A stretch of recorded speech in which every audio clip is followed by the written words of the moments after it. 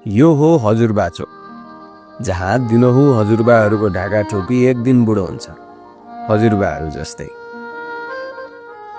यही चोकमा बसेर चाउरिएका गालाहरूले चिल्ला छाला सम्झन्छन्, नयाँ चालामाला देखेर आफ्नै पाला सम्झन्छन्। बाहरू आफूले नहिँडेको तीर्थ यही चोक हुँदै पुग्छन्, पुरा गर्न नसकेका बाचा यही चोकमा पुग्छन्।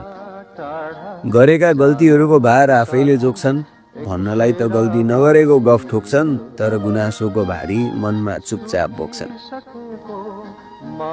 एकैछिनमा हजुरबाले बिर्सी पनि त जान्छन् आफू बुढो छु भनेर, र त हजुरआमाले सम्झाइरहनुपर्छ हजुरबालाई औषधि खाने समय र घर फर्कने बाटो।